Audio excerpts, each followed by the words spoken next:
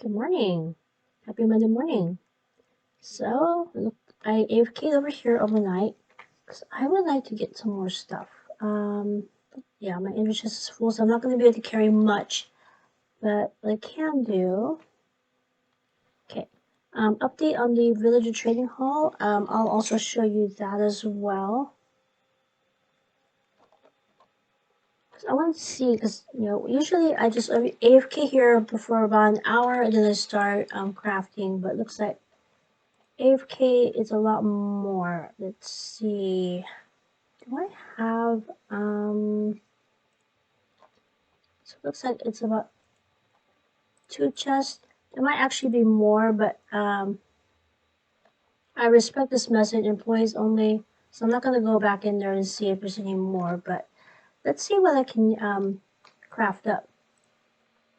So one of the things that some of you are on my Discord server, you may have noticed, oh, she's interested in genealogy, and yeah, that's the case. Because one of the things that I would like to do, I am taking a look at other families, what they have gone through, what they have discovered. Did they learn something from it, or actually more specifically, what did they learn? And one of the things that I see like a pattern for some families. Maybe they know, yeah, I know what happened to my family, and they move on from there. And others, for one reason or another, their knowledge of their family tree stops, which is the whole reason why they went to like a television show or internet site, to try to find out, what happened to grandma, what happened to grandpa, or because they have no idea, just nothing. And so they use these sites. Some of them actually, for example, like celebrities, they use a television show to help them piece together what happened to this family member. How come nobody talks about this person? So, and then going through this, I learned quite a bit. The other thing that I'm doing at the same time is I'm watching podcasts, because what podcasts do, they have guests. Guest talks about their experiences, and how they dealt with what happened. Some of them actually do both. They actually get a genealogy expert to try to piece together what happened to their family, and then on top of that, they also they go on podcasts. So and they talk about what they found out, and how they're moving forward with the knowledge that they have gained. So it's really quite interesting to see, because one of the things that I noticed is that this family, unfortunately something bad happened, and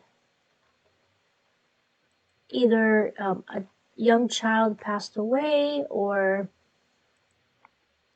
there was some sort of an accident. Let me see, I'm trying to figure out what I'm in here. But yeah. And then some families, it seems to be like a pattern. One generation after another, mom passes away, or a baby dies, or a child passes away. And I wonder if these are interconnected, or like one ancestor baby passed away, and the current generation, they went through really, not the regular baby blues, but extreme, after having a baby, depression. And I'm wondering, is that connected to each other? And then finally, I watched a podcast where the whole topic was about generational trauma. So I'll link that in the description box below so you can take a look at that.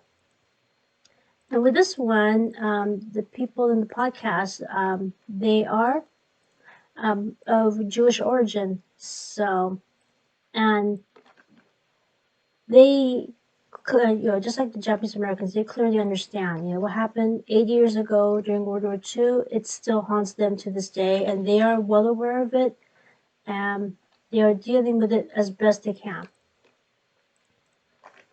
And, with the Japanese here in the United States, they went through the war on this side of the Pacific Ocean. They are well aware that what happened 80 years ago still haunts them today. What goes to World War II haunts them. It's not just passed down from one generation to another. The parents do talk about, what happened. But, so there is, so the kids, the grandkids, the great-grandkids, they are completely aware of where their clinical depression is coming from. And they are well aware of why they are pushed very far, very hard to marry non-Japanese and make sure they have mixed-race children in the hopes that their children will be accepted as Americans rather than what happened to their ancestors where they were visibly different, they married their own kind, they stuck to their own community, and then Pearl Harbor happened, and then they were sent to military prisons. So there's a strong push, don't make the same mistake, marry non-Japanese, have mixed-race children, so there's a chance that the next generation, they won't go through this. They won't be visibly different. People will see that they're mixed race. And in some extreme cases, these children, on the census, they do not acknowledge that they're mixed race. They only say that they're Caucasian. So we definitely see, so they are well aware. Whereas, other countries like, Japan, I'm not sure what the correct way to say this is, they're in denial that the war still haunts them to this day. And then, as the years go by, more and more of the people who actually went through the war, they are passing away, so we are losing history. Whereas Japanese Americans are the opposite, they make certain that the next generation clearly understands this is what happened. Make sure you don't make the same mistake. Make sure you're not visibly different. Marry non-Japanese, have mixed race children. So, so that was interesting to see the two contrasts.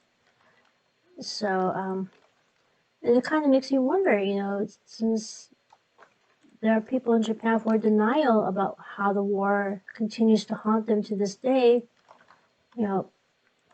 it certainly must impact their daily life. And we definitely see, we're going over to Japan, there's a high rate of a lot of bad things. One of the things, in doing research about my medical condition, I learned that there was a 29-year-old, just 29 years old, 29-year-old woman was found alone in her apartment. And, at first, the first thing you take a look at, was there foul play? What's going on here? And they found, okay, there's no foul play. They take a look, the police took a look at her history and they found out, yeah, she did go to university, but she dropped out, no reason given. She never saw a doctor. Talking to her parents, they said nothing out of the ordinary, just so next thing they need to do, at that situation is do an autopsy. And the autopsy was just stunning. She had not stage 1, not stage 2, not stage 3, but stage 4 endometriosis. And the specialist was like, I wish I knew, I wish this person saw a doctor, I wish this doctor saw a specialist, you could have done something for this poor woman who was suffering. Yeah, and then the police also found out that she did have a job, but she quit her job without any explanation. So now knowing that she had stage 4, it's obvious what was going on. She was in extreme pain. And like a lot of other women, she was probably told by her mom and her, and if monthly pain is normal, and with stage 4, obviously there's nothing normal about that kind of pain. So part of that research article was, to raise awareness. Hey, if you're experiencing monthly pain that is so bad that you're dropping out of school, you're quitting your job, you're living alone in your apartment, you need to see a doctor. So, and especially, you would think a country like Japan with a national healthcare system, there's no excuses, the government's going to pay for your medical care, just see a doctor. But when you're growing up, you're told that your monthly pain is normal, that compounds this whole thing. Well, how are they supposed to know the difference between normal pain versus, you need to see a doctor type of pain? So yeah, anyway, with intergenerational trauma, it does make me wonder about my own family, because, and not just my family, but other people's families too, because, there's other people who have left Japan. They live outside Japan, such as Australia, Canada, England. Because I do have a distant relative who lives in Chicago, so it just makes you wonder. Was it intergenerational trauma that caused them to leave Japan? Was it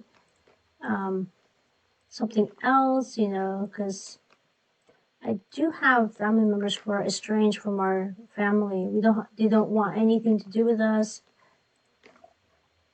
So was part of it because of the war, or is it something within the family that's going on? Yeah, I really wish I had asked questions, and plus, I mean, when you're like in your teens, 20s, you really don't think much about it, because you're like, because you're in your own little bubble.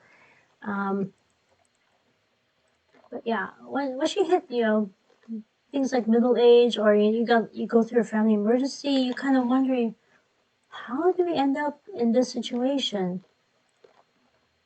Yeah, the other thing about Japan is that there's millions of hikikomori, and these are people who choose, or for whatever reason they just cannot handle being around other people.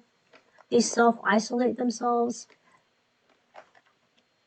I'm wondering if that is also tied into generational trauma. Is there something about the war that's causing them to just shut down, not even be part of society? I think I'm already done with this. Oh yeah, I remember I didn't bring a boat with me. I do have mending. I do need like 30 levels, don't I? Okay. So yeah. So this whole thing, the internet generational trauma, that's sort of when I watched the podcast. And if I remember, and if I can find a link to it, I'll link in the description box below as well, because that, like, it just set up a light bulb in my head, like, oh, this is this could be what's going on. Because I mean, Japanese Americans, they know there is intergenerational trauma. They're well aware of it. It's foremost in their minds. But for some reason, made in Japan Japanese, they're in denial that the war, they just don't want to talk about, they don't want to deal with it. They don't want to acknowledge that it's still haunting them to this day. So yeah, it's kind of interesting to see the two different reactions to the same trauma. So yeah, interesting stuff. Even taking a look at my own family and saying, I wonder if this is one of the things that I did yesterday. I built another tunnel, because this is half copper farm, half skulk farm, and it's open. Now open.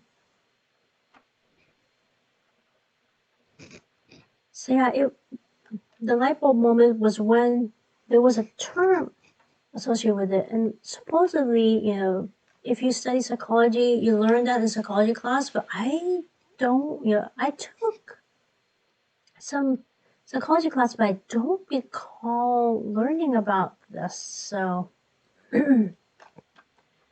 or maybe I did learn about it, but you know, it just, you know, one of those things where I just, you know, memorized all these terms, so I'll make sure that I pass the midterm and I pass the final exam, and then after that, yeah, I forgot about it.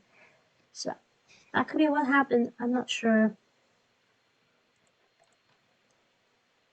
I probably should extend this out, or I can add this to like another. This way I have more to trade with. I have this much.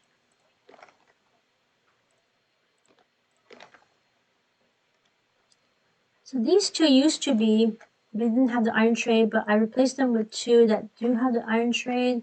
I also got two more. So now I have a lot more people that have the iron trade. So I just need two more here, and then once I'm done with that, come over here. I do have 4 masons, but they don't have orange or pink. So if I can get orange, one orange or one pink, that'll be great. If not, I'm not going to be too fussed about it. I can just easily go over to the nearest Badlands and just go ham on it. So yeah, as you can see, we don't have any pink or orange. Anyway, so what I usually do, I come down here. Yeah, okay.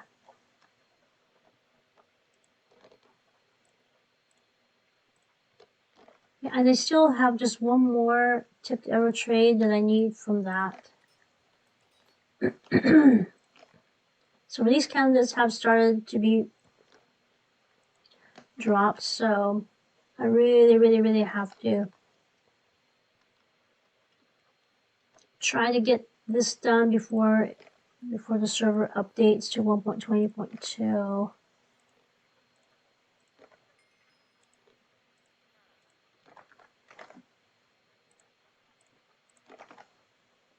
But yeah, so that's what, you know, if you are on my Discord, you probably have noticed, why is she interested in all these, it seems like random bits of videos, but I'm actually trying to piece together what's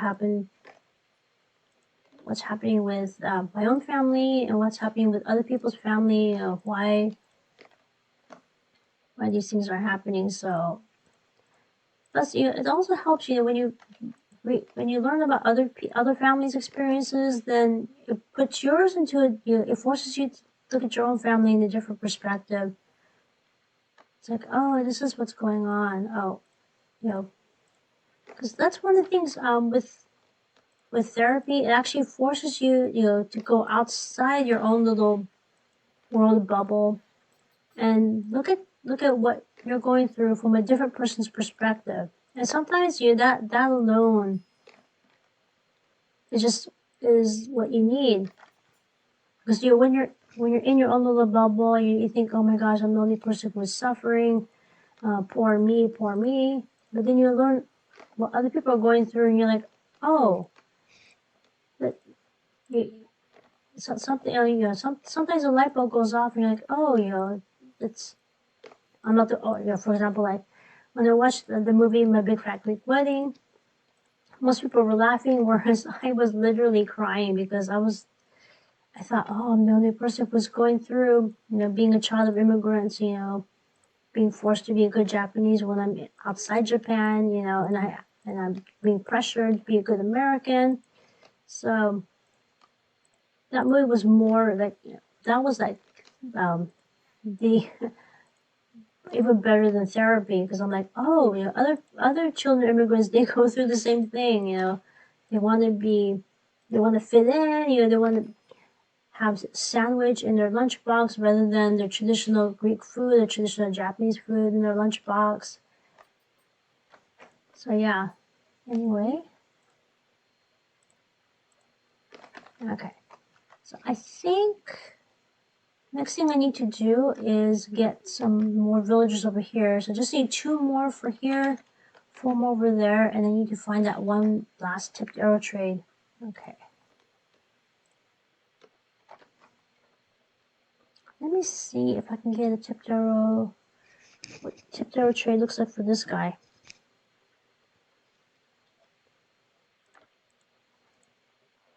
Okay. I got some more arrows.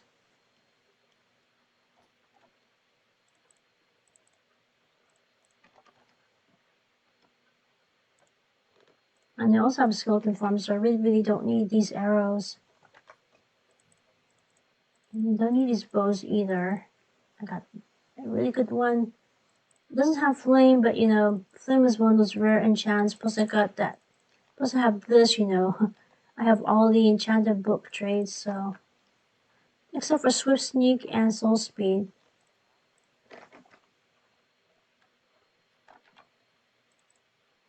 Oh, the other thing, let me show you.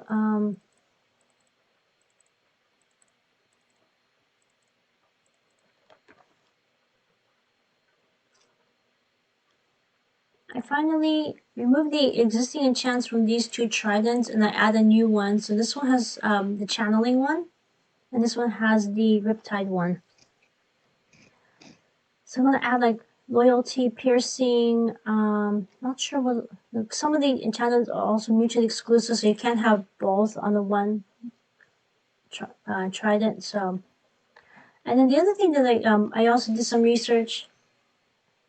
If you're trying to conquer an ocean monument, tridents are the way to go, because what they do is with this, if you shoot an arrow into the ocean, it's not going to hit your target. Whereas tridents, they will. I'm assuming that you really got your angles right. But yeah. Let's see.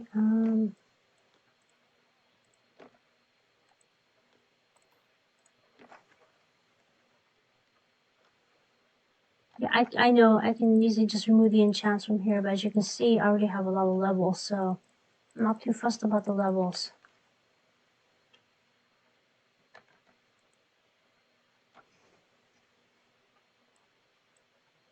Oh, I need to wait. On this, do I have flint? 19. Let's have to wait until you reset your trades, because yeah, at some point they stop trading. Unless of course you got what they need. Do I have any string? Let me take a look to see if I have any string. I usually doubt it, because usually when people go to these spider farm, they take the string with them and they leave the spider right behind.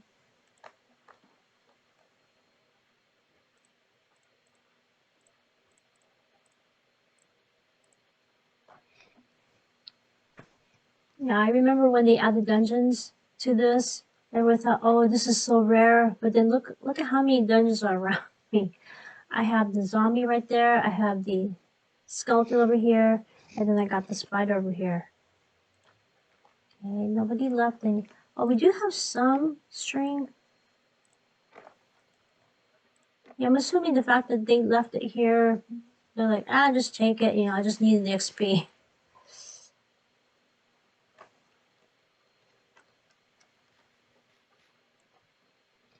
Okay.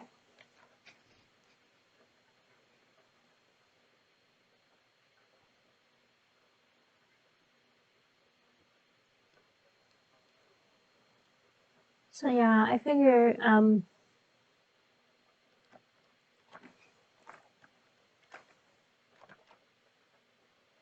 let's use this time for not just reflection, but also, you know, gain some information, because you know, when you have access to the internet 24 hours a day, 7 days a week, 365 days a year, you might as well use it. Is he gonna change now? Yes. Okay. What is your last trade? Darn it. Okay. Let me go get some rails. I don't have any rails. How am I going to move you? Well, I'll just...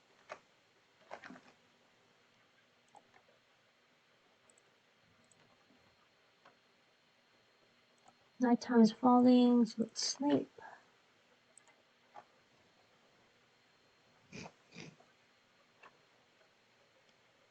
Okay,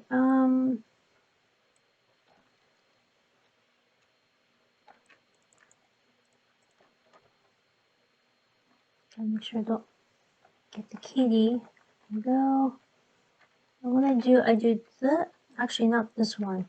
This one. Oops, sorry. Oops, sorry, I'm not gonna hurt you even more. Okay.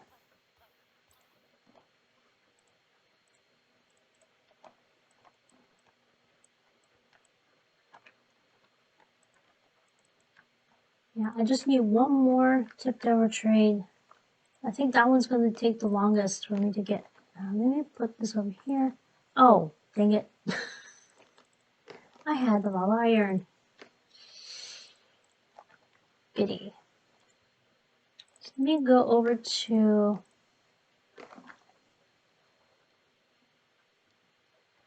trading hall, because I also AFK there yesterday to get some more villagers. But yeah, let me know in the comments below what you think. But the fact that there is an actual term for what I was, trying to grasp at, like, oh, okay, and then also learning about other families, what trauma they went through. That also helps me put what happened to my family in perspective. Like, oh, okay, I get it. Yeah, some of the ones that the ancestry, it is so interesting. They found out that they had a family. Oh, there is some guy here. Not really sure if you're gonna go in here or not. Maybe not. Yes. Okay. Yeah, some people they didn't know they had a family history of like alcoholism or domestic violence or something like that. And then when they look at their own family, they realize, wait a minute, we didn't realize this, but because they didn't know anything about their family, they didn't know that they actually broke that cycle. Of course, with like alcoholism, even if you broke the cycle, you still have to be hyper vigilant. Make sure you stay away from alcohol. Make sure your kids stay away from alcohol. Make sure your grandkids stay away from alcohol. So yeah. But it's really, really interesting. Some people don't know anything about their families, yet somehow, by some miracle, they broke the family cycle. So that does give me hope. Like, just because your ancestors went through a horrible thing, that doesn't mean that your life is messed up and there's no hope. There's always hope. We just have to put the pieces together, look at it from a different perspective, and figure out how we're gonna, given what we know now, how are we gonna move forward? Because a lot of these people, once they learn about their ancestors, they're like, oh, okay, now that we got this knowledge, we know how to move forward. If they have a family history of alcoholism, make sure to not only avoid alcohol, but pass down that information to the next generation. Hey, we have a family history of alcoholism, avoid it at all costs. Because you don't want to end up like grandpa or great-great-grandpa or great-great-great-great-grandpa, so.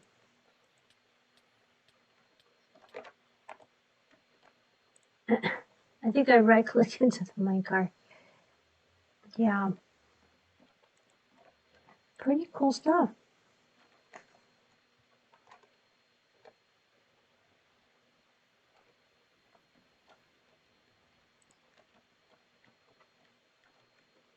Okay. Am I gonna get another person here or no? Yes. That's why I have a whole bunch of these. One thing that I found out about the armorers, the third trade is not guaranteed to be iron. So it's kind of like the tipped arrow trade. The last trade is not guaranteed to be the tipped arrow trade. So that's why I'm going through so many of these villagers. So just because I have, you just need, 2 more armorers, 4 more masons, and 1 tipped arrow. You just need a few more, but actually no. We have to go through so many of these until we finally get the right trade. It's good.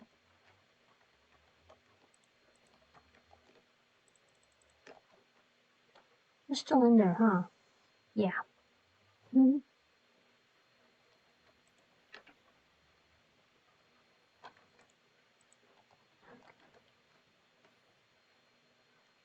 Okay, I'll stop here. I'll do the rest of this offline. Questions, comments, constructive criticisms, let me know. And I shall see you next time. Take care, everybody. Have a nice rest of the weekend, and see you later. Bye-bye.